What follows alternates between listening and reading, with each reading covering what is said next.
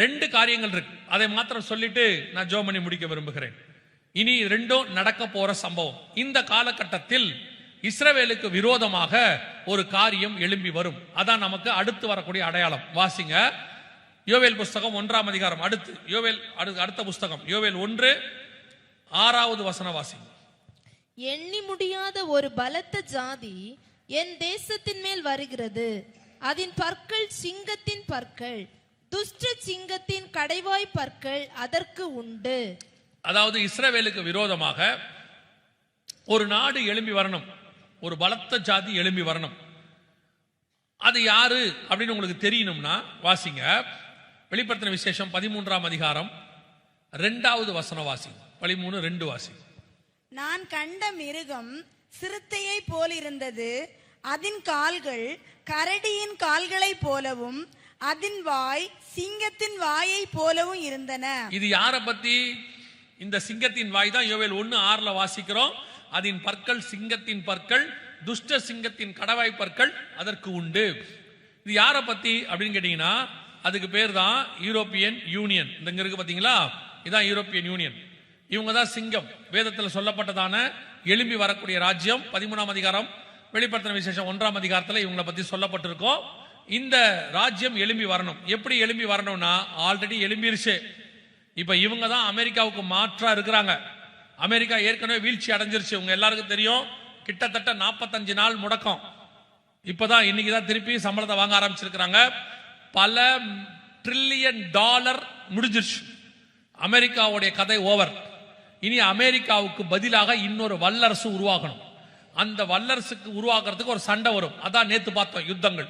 அந்த யுத்தம் முடியும் போது ஒரு வல்லரசு எழும்பி வரும். அந்த வல்லரசு இவங்க தான். வேதத்தில் இவங்களை பத்தி தான் சொல்லியிருக்கு. வெளிப்படுத்தல் 13ஆம் அதிகாரத்தில் முழுக்க இவங்களை பத்தி தான் ஆண்டவர் பேசி இருக்கிறார். இவங்களுடைய கூட்டமைப்பை பத்தி, இவங்க கூட இருக்கிறவங்களை பத்தி, இவங்க என்ன செய்வாங்க எல்லாம் இருக்கு. சோ நம் கண்களுக்கு முன்பாக இந்த ராஜ்யம் எழும்புவதற்கான காரியம் வந்துருச்சு. இவங்க எழும்பிட்டாங்க. உலகத்தினுடைய பொருளாதாரத்தை தங்கள் கண்ட்ரோல் கீழே கொண்டு வராங்க. இப்ப அமெரிக்கா விழுது, இவங்க தான் எழும்பி இருக்கிறாங்க. அடுத்து இவங்க தான். உலகத்துல வந்து என்னென்னமோ சொல்றாங்க, பிரிக்ஸ் வரப்போது, அது வரப்போது, இது வரப்போது. எதுவும் வராது, எதுவும் வராது. இதான் வரும். இவங்க தான் அடுத்த வல்லரசு. இவங்க தான் அந்தி கிறிஸ்துவை கொண்டு வரக்கூடியதான சாம்ராஜ்யம். இந்த சாம்ராஜ்யத்தில் கடைசியாய் வரக்கூடியவன் தான் அந்தி கிறிஸ்து. அந்த அந்தி கிறிஸ்து வருவதற்கு முன்பதாகத்தான் உங்களையும் என்னையும் மீட்க வருவேன் என்று இயேசு வாக்கு பண்ணி இருக்கிறார். அல்லேலூயா. அந்தி கிறிஸ்துவின் சாம்ராஜ்யமானது பூமியிலே எழும்பி இருக்கு. இன்னும் அவன் வரல. அவனுக்கு முன்னாடி 10 பேர் வருவாங்கன்னு பைபிள் சொல்லுது. வெளிப்படுத்தல் 17ஆம் அதிகாரம் 12-13 வசனத்துல நீ கண்ட 10 கொம்புகளும் 10 ராஜாக்களாம், இவர்கள் இன்னும் ராஜ்யம் பெறவில்லை. இவர்கள் மிருகத்துடன் கூட 1 மணி நேரம் அளவும் அதிகாரம் பெற்றுக் கொள்ளுகிறார்கள். 13வது வசனம், இவர்கள் ஒரே யோசனை உள்ளவர்கள், இவர்கள் தங்கள் வல்லமையும் அதிகாரத்தையும் மிருகத்திற்கு கொடுப்பார்கள். இந்த 10 பேர் முன்னாடி வந்து ரெடி பண்ணணும். அவங்க தான் இவங்க. வந்துட்டாங்க, ரெடி பண்ணிட்டாங்க. புரிஞ்சுக்கோங்க, யோவான் ஸ்நானகன் வந்தாச்சுன்னா பின்னாடி யார் வருவான்னு அர்த்தம்? இயேசு வருவார்னு அர்த்தம். இந்த 10 பேர் வந்துட்டாங்கன்னா பின்னாடி யார் வருவா? அந்தி கிறிஸ்து வருவான்னு அர்த்தம். 10 பேர் வந்துட்டாங்க. வல்லமை, அதிகாரம். வல்லமை என்பது படைபலம், பணபலம். அதிகாரம் என்பது படைபலம். ஆர்மி அந்த எக்கானமி. இன்னைக்கு 2 இவங்க கிட்ட போயிட்டு இருக்குது. அமெரிக்காவது அதுக்கு முன்னாடி உள்ள அமெரிக்கா வீழ்ச்சி அடைஞ்சிருச்சு. இப்ப இவங்க வராங்க. சோ உங்களுக்கு புரியும் நினைக்கிறேன். அடுத்த சாம்ராஜ்யம் ரெடியா இருக்கு. வல்லமை, அதிகாரம் அவங்க கிட்ட போயிட்டு இருக்கு.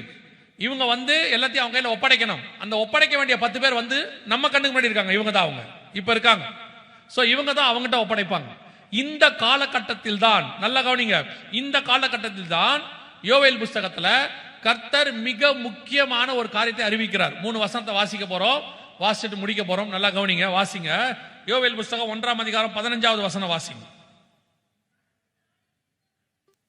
அந்த நாளின் நிமித்தம் ஐயோ, அந்த நாளின் நிமித்தம் ஐயோ, கர்த்தருடைய நாள் சமீபமாய் இருக்கிறது. கர்த்தருடைய நாள் சமீபமாய் இருக்கிறது. அது சங்காரம் போல. கர்த்தருடைய நாள் என்னவா இருக்கிறது? சமீபமாய் இருக்கிறது. 2:1 வாசிங்க பாப்போம். யோவேல் 2:1. சீயோனிலே எக்காளம் ஊதுங்கள், என் பரிசுத்த பர்வதத்திலே எச்சரிப்பின் சத்தம் இடுங்கள். தேசத்தின் குடிகள் எல்லாம் தத்தளிக்க கடவர்கள்.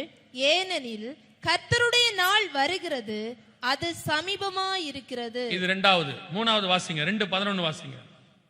கர்த்தர் தமது சேனைக்கு முன் சத்தமிடுவார், அவருடைய பாளையம் மகா பெரிது, அவருடைய வார்த்தையின்படி செய்கிறதற்கு வல்லமை உள்ளது.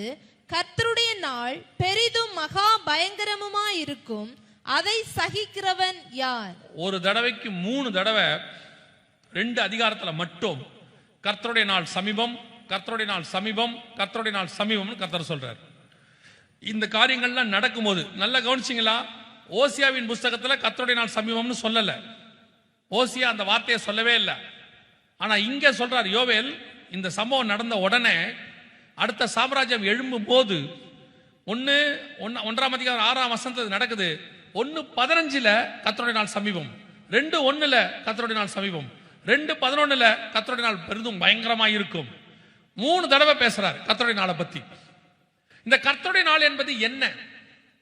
ரகசிய வருகையா? சபை எடுத்துக்கொள்ளப்படுதலா? இல்ல, அது இல்ல. நல்லா கவனிச்சுக்கொள்ளுங்க.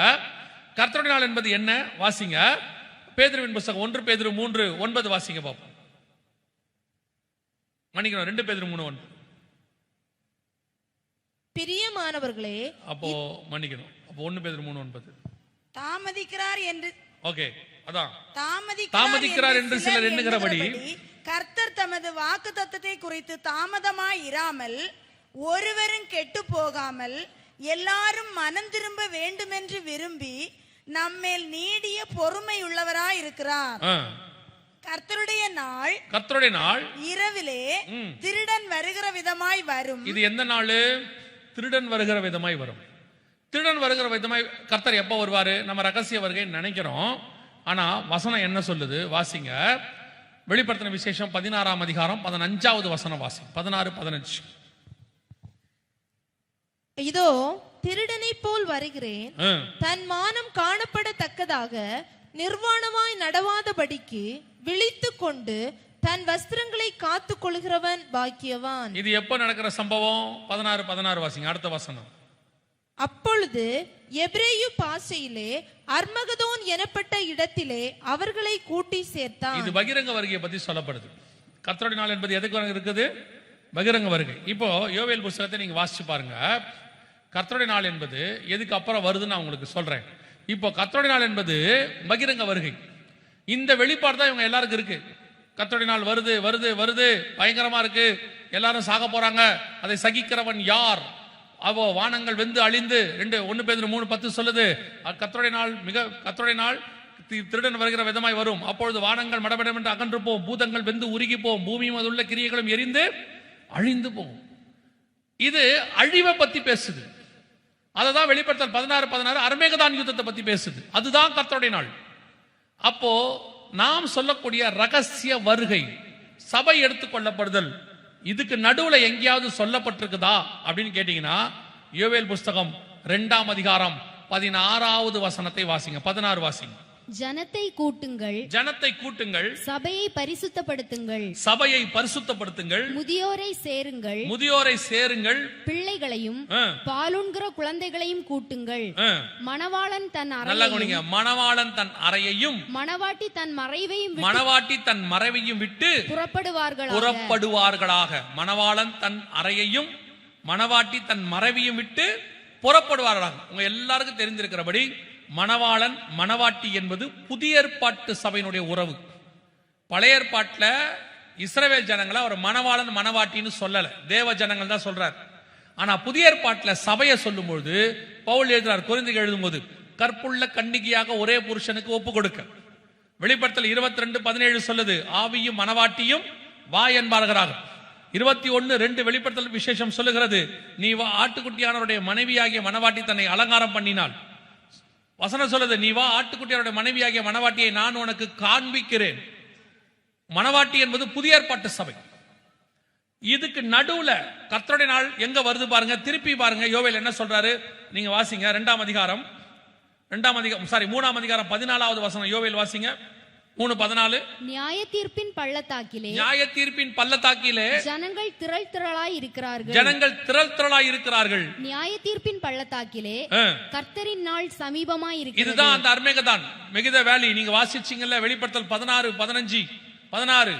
அதான் நியாய தீர்ப்பின் பள்ளத்தாக்கு. அததான் மெகிதோ பள்ளத்தாக்குன்னு சொல்லுவாங்க. அங்கதான் கர்த்தருடைய நாள் சமீபம்னு யோவேல் எழுதுறாரு. 1ஆம் அதிகாரம் 15, 2ஆம் அதிகாரம் 1, 2, 11, 3, 14 எல்லா இடத்திலும் கர்த்தருடைய நாள் சமீபம் சமீபம்னு சொல்லிக்கிட்டு இருந்தவரு கரெக்டா பர்டிகுலரா 2ஆம் அதிகாரம் 16ஆம் வசனத்துல சொல்லும்போது, ஜனத்தை கூட்டுங்கள், சபையை பரிசுத்தப்படுத்துங்கள், மணவாளன் தன் அறையையும் மணவாட்டி தன் மறைவையும் விட்டு புறப்படுவார்களாக. இதைத்தான் நாம சொல்றோம், கிறிஸ்துவுக்குள் மரித்தவர்கள் முதலாவது எழுந்திருப்பார்கள், பின்பு உயிரோடு இருக்கிற நாமும் எடுத்துக்கொள்ளப்பட்டு ஆகாயத்தின் மேல் காணப்படுவோம். இதான் புறப்பட்டு போறது. யார பத்தி? மணவாளனும் மணவாட்டியும். மணவாளன் தன் அறை அப்படின்னா என்ன அர்த்தம்? பிதாவின் வலது பார்சத்திலிருந்து, the father's chamber ம்பாங்க. பிதாவின் வலது பார்சத்திலிருந்து புறப்பட்டு வரார், அவருடைய ரூம் சாம்பர். மணவாட்டி தன் மறைவையும், மறைவினா என்ன? உன்னத பாட்டு சொல்லுது, கண்மலையின் வெடிப்புகளிலும் சிகரங்களின் மறைவிடங்களிலும் தங்கி இருக்கிற என் புறாவே. மறைவிடத்தில் இருக்கிறது யாரு? சபை. அதான் இங்க வசனம் சொல்லுது, மணவாளன் தன் அறையையும் மணவாட்டி தன் மறைவையும் விட்டு புறப்படுவார்களாக. எப்போ புறப்படணும்? இந்த சம்பவங்கள்லாம் நடந்துகிட்டே இருக்கும் போது, கர்த்தருடைய நாள் பின்னாடி வரப்போகுது. 2:3:14 சொல்றாரு, நியாய தீர்ப்பின் பள்ளத்தாக்கிலே கர்த்தருடைய நாள் சமீபமாய் இருக்கிறது. அதான் மெகிதோ பள்ளத்தாக்கு, அர்மேகதான் யுத்தம், பகிரங்க வருகை. அதுக்கு நடுவுல சொல்றாரு, மணவாட்டி புறப்பட்டு போவாளாக. அப்படின்னா நீங்களும் நானும் சபை எடுத்துக்கொள்ளப்படுதலை பத்தி யோவேலுக்கு தான் வெளிப்பாடு இருக்கு. ஏன் யோவேலுக்கு வெளிப்பாடு தெரியுமா? சபையினுடைய ஆரம்பம் யோவேலுக்கு தான் வெளிப்பாடு. கடைசி காலத்திலே மாம்சமான யாவர் மேலும் என் ஆவியை ஊற்றுவேன்னு பேதுரு சொல்றாரு. அந்த தீர்க்க தரிசனம் யார் சொன்னது? யோவேல் சொன்னது. சபை ஆரம்பிக்கும் போது யோவேலுக்கு கொடுக்கப்பட்ட வெளிப்பாடு, சபையின் முடிவும் யோவேலுக்கு கொடுக்கப்பட்டிருக்கிறது. புறப்பட்டு போவார்களாக. இப்போ உங்களுக்கு எனக்கு தெரிய வேண்டியது என்ன? நம்ம கண்ணுக்கு முன்னாடி ஓசியாவின் புஸ்தகம் 12ஆம் அதிகாரம் வரைக்கும் எல்லாம் நடந்துருச்சு. இன்னும் 1ஆம் அதிகாரத்தில் சொல்லப்பட்டிருக்கிற 6வது வருஷம் சொல்லப்பட்ட தேசம் எழும்பி வர வேண்டும். இப்ப அவங்களும் எழும்புகிற காலம் வந்துடுச்சு. இப்ப அமெரிக்கா விழுந்து இவங்க அபிஷியலா வரணும். இது சம்பவிக்கும் போது இதுக்கு நடுவுல சபை புறப்பட்டு கர்த்தரை பார்க்கும்படி போகணும். அப்போ உங்களுக்கும் எனக்கும் எவ்வளவு டைம் இருக்குன்னு பாருங்க. நமக்கு வேதத்தில் சொல்லப்பட்ட இத்தனை காரியங்களும் அடுத்து அடுத்து அடுத்து துல்லியமா நடக்குதுன்னா, அப்ப அவருடைய வருகைக்கான நேரம் எவ்வளவு இருக்குன்னு பாருங்க. இது சபை புறப்படுகிற காலம். இப்போ தெளிவா ஆண்டவர் டைரக்டா எழுதுறாரு, சபையை கூட்டுங்கள். யோவேல்ல சொல்றாரு, நல்லா கவனிச்சு பாருங்க, சபையை கூட்டுங்கள். சபை கூட்டிட்டோம். சபைங்கிற வார்த்தையை கர்த்தர் யூஸ் பண்றார் யோவேல்ல. சபையை கூட்டுங்கள், கூட்டியாச்சு. எதுக்காக கூட்டுங்கள் தெரியுமா? சபையை கூட்டுங்கள், ஜனத்தை என்ன பண்ணணும்? பரிசுத்தம் பண்ணணும். அப்படிதானே இருக்குது.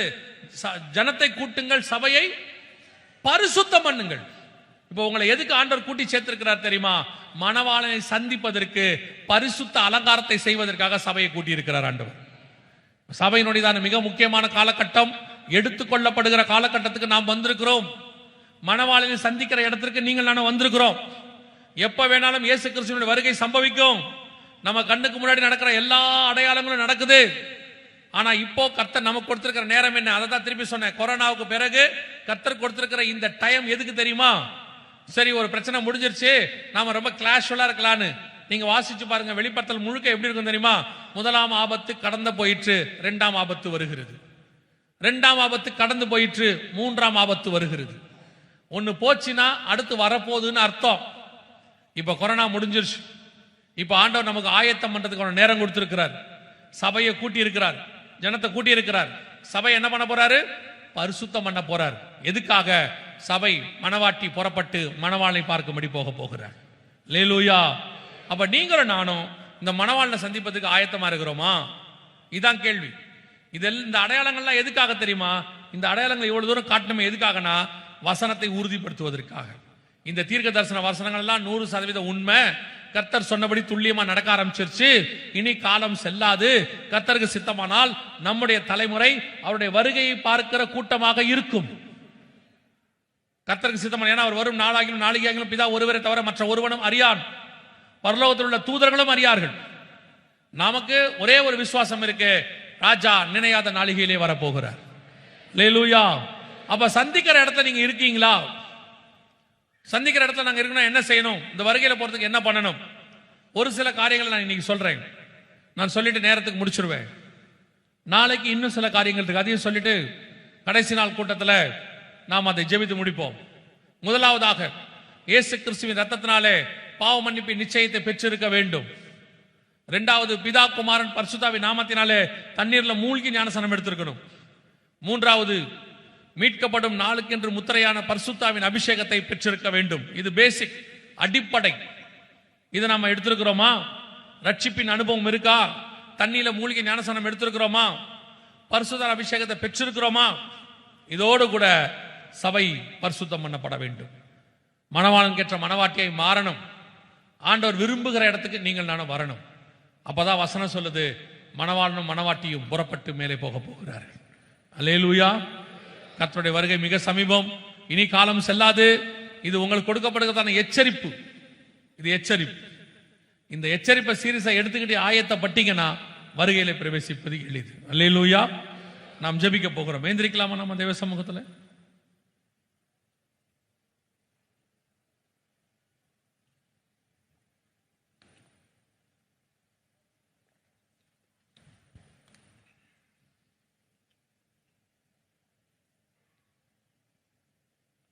எல்லா கண்களை மூடுவோம்.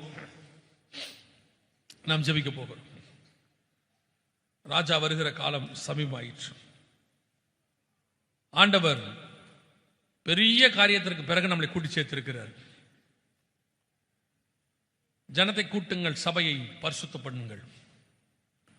மணவாளன் தன் அறையிலிருந்து வெளிப்பட போகிறார். மணவாட்டி புறப்பட போகிறாள். உங்களை நீங்க ஆராய்ந்து பாருங்க. இந்த மணவாளனை சந்திக்கிற இடத்தில் நீங்கள் இருக்கிறீர்களா?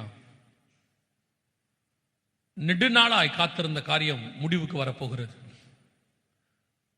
மிகப்பெரியதான மாற்றத்தை உண்டாக்கக்கூடியதான் இயேசு கிறிஸ்துவினுடைய வருகை. அதோட உலகம் வேறு தளத்திற்கு போகும். இதுவரை காணாத சர்வாதிகாரியை காணும். இதுவரைக்கும் பார்க்காத பேர் அழிவுகளை பார்க்கும். அதுக்கப்புறம் முடிவு பரியந்தம் அழிவுதான். சபை பூமியில இருக்கிற வரைக்கும் தான் கடைசி வாய்ப்பு. சபை தான் லாஸ்ட். லோத்து இருக்கிற வரைக்கும் தான் சோதம் அழியாம இருக்கும். லோத்தை வெளியே கொண்டு போய் விட்டாச்சுன்னா சோதம் முடிஞ்சிருச்சு. நோவா பேழைக்குள்ள போய் கதவை அடைச்சாச்சுன்னா வெள்ளம் இனி வரப்போகுதுன்னு அர்த்தம். உங்களுக்கு எனக்கும் அப்படி ஒரு வாய்ப்பு தான் கர்த்தர் வச்சிருக்கிறார். நம்ம லாஸ்ட் மினிட்ல இருக்கிறோம். இன்னும் உங்க பழைய கதையை பேசிக்கிட்டு, பழைய அனுபவத்தை பேசிக்கிட்டு, நான் யார் தெரியுமா, என்ன தெரியுமா, அதெல்லாம் கொஞ்சம் ஓரம் வச்சுட்டு இன்னைக்கு இயேசு வந்தா போவோமான்னு மட்டும் பாருங்க. உங்களுடைய எல்லாத்தையும் கொஞ்சம் ஓரமா வச்சிருங்க 5 நிமிஷம். இப்போ இன்னைக்கு இயேசு வந்தா என் ஆவி ஆத்மா சரீரம் எடுத்துக்கொள்ளப்படுமா? மறுரூபம் ஆகுமா? அதான் ஒரே கேள்வி. நம்மை நாமே நிதானித்து அறிந்தோமானால் நாம் நியாயம் தீர்க்கப்படும். ஒருவேளை உங்களுக்குள்ளேயே அந்த சந்தேகம் இருக்குன்னா, இல்ல இன்னும் சில காரியங்கள் இருக்கு, நான் அந்த வருகையில் எடுத்துக்கொள்ளப்படுவதற்கு தடை இருக்கு, அது மாம்சத்தில் இருக்கு, ஆவியில் இருக்கு, என் ஆத்மாக்குள்ள இருக்கு, இன்னைக்கு கர்த்தர் எனக்கு உணர்த்தி இருக்கிறாரு, நான் இன்னைக்கு எல்லாவற்றையும் ஒப்பு கொடுக்க போகிறேன். கிறிஸ்து வரும் பொழுது அவரை சந்திக்கிற கூட்டத்தில் நான் இருக்க வேண்டும். தடையாக இருக்கிற எல்லாவற்றையும் நான் என்னை ஒப்பு கொடுக்கிறேன். ஆவியானவர் எனக்கு உதவி செய்யணும். அவர் வரும்பொழுது அவரை சந்திக்கிற கூட்டத்தில் நான் இருக்க வேண்டும். அப்படி விரும்புகிறவங்களாம் கரங்களை ஆண்டவருக்கு நேராக உயர்த்தி, ஆண்டவரே நீர் வரும்பொழுது உம்மை சந்திக்கிற இடத்தில் நான் இருக்க வேண்டும். இந்த உலகத்தில் எது என்னை தடுக்குதோ எல்லாத்தையும் இப்போ ஒப்பு கொடுக்கிறப்பா. உமக்கு பிரியமில்லாத எதெல்லாம் இருக்குதோ எல்லாத்தையும் ஒப்பு கொடுக்கிறேன். எனக்கு நீங்க போதும் ஆண்டவரே. உங்க வருகையில பங்கடைஞ்சு நான் பரலோகத்துக்குள்ள வந்துடணும். அதுக்கு விரோதமா எனக்குள்ள இருக்கிற எல்லா தடைகளும் நிர்மூலமாகட்டும். எனக்குள் இருக்கிற காரியமோ, என்னை சுத்தி இருக்கிற காரியமோ எதுவாக இருந்தாலும் இயேசு கிறிஸ்துவின் நாமத்தில் நிர்மூலமாவதாக. ஆண்டவரே விட முடியாமல் பலவீனப்பட்டு இருக்கிற ஜெபிக்கிறவர்களாக நான் ஜெபிக்கிறேன்ப்பா. உலகத்தில் இருக்கிறவனிலும் எங்களில் இருக்கிறவர் பெரியவராயிற்றே. பலவீனத்தின் ஆவியை கொடுக்காமல் பலத்தின் ஆவியை கொடுத்தீர் ஆண்டவரே. எப்படியாகிலும் சந்திக்கிற கூட்டத்தில் நாங்கள் இருக்கணும் ஆண்டவரே. எங்களுக்கு விரோதமாய் போராடுகிற ஒரு பாவ பிரமாணம் உண்டு, ஒரு மாம்ச பிரமாணம் உண்டு என்று பவுல் எழுதுகிறார். அந்த பிரமாணத்திலிருந்து நாங்கள் விடுதலையாக எங்களுக்கு கிருபை பாராட்டும். உச்சம் தலை முதல் உள்ளம் கால் வரைக்கும் எஸ்தர் சுத்திகரிக்கப்பட்டது போல நாங்கள் சுத்திகரிக்கப்பட கர்த்தர் கிருபை பாராட்டும். மத்திய ஆகாயத்திலே தோன்றும் போது எக்கால சத்தம் கேட்கும் பொழுது சந்தோஷமாய் மர்வமாகி பறந்து வருகிற கூட்டத்தில் நாங்களும் காணப்பட கிருபை பாராட்டும். எங்கள் திருச்சபை காணப்பட கிருபை பாராட்டும். எங்கள் சபையிலே ஒரு ஆத்துமா கூட கைவிடப்பட்டவர்களாக இராதபடி கர்த்தாவே, எங்கள் சபை 100%, 100க்கு 100, 30, 60 அல்ல, 100% மறுரூபமாக்கப்பட்ட சபையை மாறட்டும். எங்கள் சபைக்கு விரோதமாய் உருவாக்கப்படுகிற ஆயுதங்கள் வாய்க்காதே போகட்டும். உள்ளுக்குள்ள கிரியை செய்கிற காரியங்கள் எல்லாம் வெளியே போகட்டும் இயேசுவின் நாமத்தினால். கர்த்தாவே, நீர் வரும்பொழுது நாங்கள் உமக்கு முன்பாக நிற்க பாத்திரங்களாய் இருக்கும்படி ஒவ்வொரு நாளும் விழித்திருந்து ஜெபிக்க கிருபை பாராட்டுங்கப்பா. ஆகிலும் எங்கள் பரிசுத்தத்தை நம்பி நாங்கள் கேட்கவில்லை, உம்முடைய கிருபையை நம்பி நாங்கள் கேட்கிறோம் ஆண்டவர். இங்க வந்திருக்கிற ஒவ்வொருத்தருக்காய் ஸ்தோத்திரம். இதே ஆவியில, இதே எண்ணத்துல நீங்க வர்ற வரைக்கும் காணப்பட கிருபை பாராட்டுங்கப்பா. இதை பிசாசு பொறுக்கி போட்டு விடாதபடி இந்த வாக்கியம், இந்த வசனங்கள் நல்ல நிலத்தில் விழுந்த விதைகளாய் முளைக்கட்டும் ஆண்டவரே. நீர் மாத்திரம் மகிமைப்படும்.